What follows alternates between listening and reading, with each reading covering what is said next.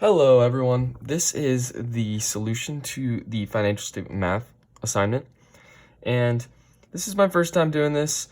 I put a lot of work into trying to make this as short as possible.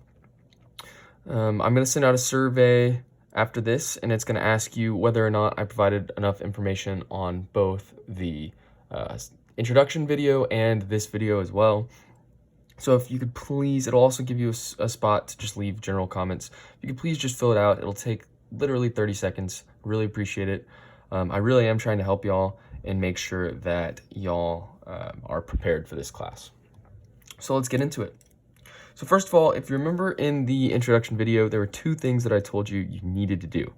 And the first one was starting with the earliest year, which in this case is 2018.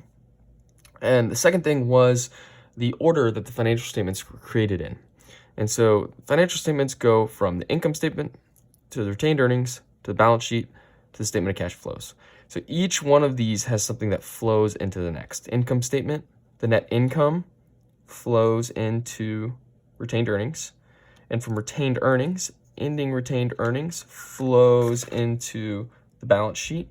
And the balance sheet has cash flow into the statement of cash flow, as you can see. So let's get into it. We're going to start with 2018's income statement, and let's just look right here. So I guess I covered that up. So we have revenues of $14,750. We have unknown cost of goods sold, expenses of $1,200, and income before tax of $1,870. So if you look right here, we've got the equation: revenue minus expenses equals income.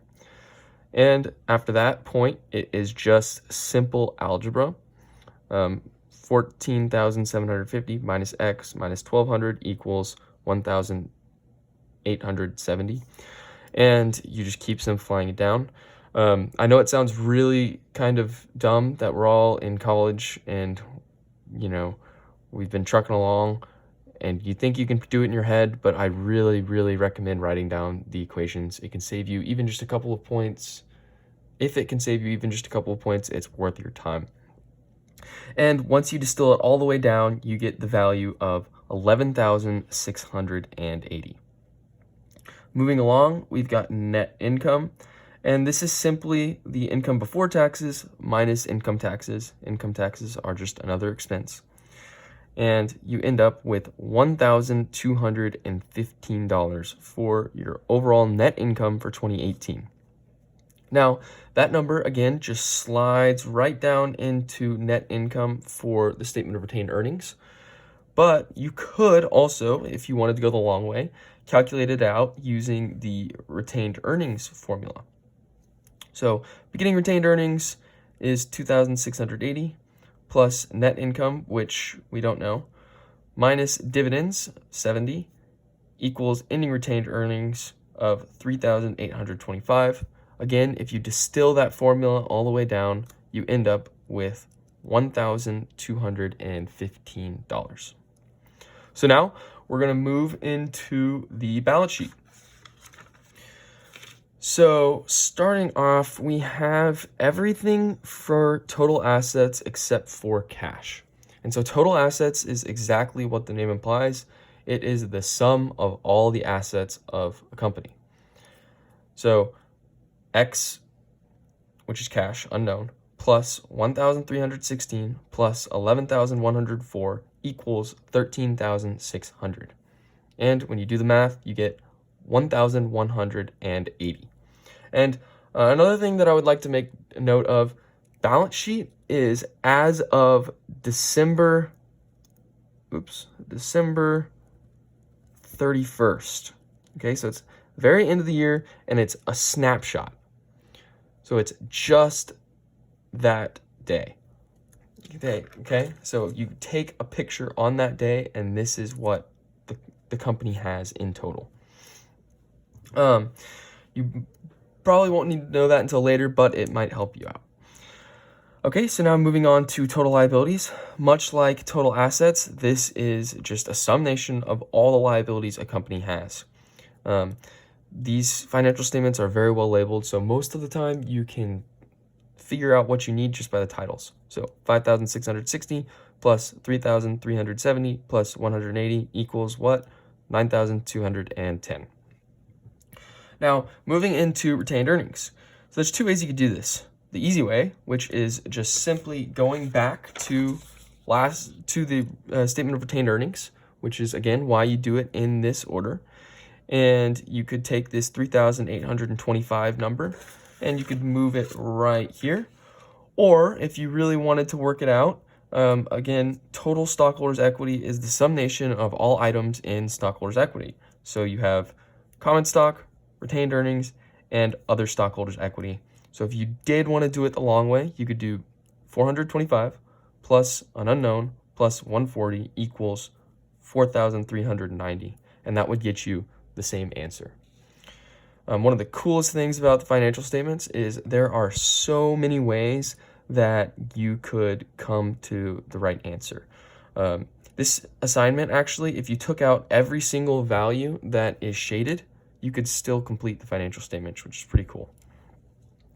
And then moving into total liabilities and stockholders' equity, again, it's exactly what the title is. It's total liabilities and stockholders' equity. So you find total liabilities and total stockholders' equity, and you add them up. So that's 9,210 and 4,390. You get the final answer of 13,600.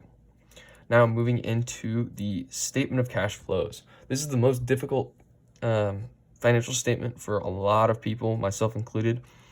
But once you get the hang of it, it's not too bad. So we are missing an increase or decrease in cash and cash at the end of the year. Cash at the end of the year, again, if you want to do the easy way, you could just take the cash from the balance sheet. That's nice and easy. Or you could follow this very long formula, which has beginning cash plus cash from operations plus cash from investing plus cash from financing equals ending cash. So one thing that's really important to note here is this is not cash provided by. This is cash used. So that means that there's a net outflow of cash from investing activities and from financing activities. And they did put them in, negative, so it's easy to see, but you need to subtract instead of add. Or if you'd like to think of it, you can add the negative number. So if you want to do it the long way, we can do beginning cash equals 1,250, which is given to you, plus 875 minus 425 minus 520, and that gets you 1,180. Or if you're like me and you want to be lazy, you can just grab it from up there and get 1,180. And then to get the change in net increase or decrease in cash, the change in cash is really simple. You just take the beginning, you subtract the end, and you get 70. If you're confused on whether or not 70 should be positive or negative, just think through it logically. Accounting is a very logical profession. Did the cash go up or down? If it went down, it's negative. If it went up, it's positive. Nice and simple. And now we can move into 2019. Woohoo! So in 2019, we're missing the revenues for the income statement, and we are given everything else that we need to calculate it. So we're going to get 1,520 when we sum all of these numbers. So x minus or plus a negative number, and x minus 11,100 minus 1,300. Again, if you like to think of it, you can think of it as adding a negative number. And when you distill that down, you get $13,920 in revenue. And then again, income before taxes is simply multiplying by the tax rate, which they will almost always give you. Very few instances you might have to calculate it using last year's, but don't worry about that yet. And then net income, which is just income before income taxes minus income taxes. We did that over here as well. You get 988. Now, the statement of retained earnings, the beginning balance can just be taken from last year's. This is why we do 2018 before we do 2019. Nice and simple. You just drag it up there, and then you have the income statement, or sorry, the net income, which again, you can just bring down from the income statement, and you subtract out dividends, and you end up with an ending balance of $4,721. Now sorry about that, everyone, had a quick recording error. Okay, so moving on to the 2019 balance sheet, we are missing the other assets column, which is again the same formula that we used to calculate the cash over here. You have your total assets of 14,526 equals 1,020, which is your cash, plus your property, plant, and equipment, plus your other assets, and you just have to solve for other assets. Long-term debt, same thing. Going down to the stockholders' equity section, you can again take this from the statement of retained earnings, or you could do it the long way like we did in 2018. And then to get total stockholders' equity, you can do the holy grail, the equation, assets minus liabilities. So total assets of 14,526 minus total liabilities of 9,200 equals total stockholders' equity. Another way you could do this is also taking total liabilities and stockholders' equity, which will always equal assets, and subtracting out liabilities to get the same number. And then lastly, moving down to the statement of cash flows, looking for the net cash provided by operating activities. You can do this in a couple of different ways.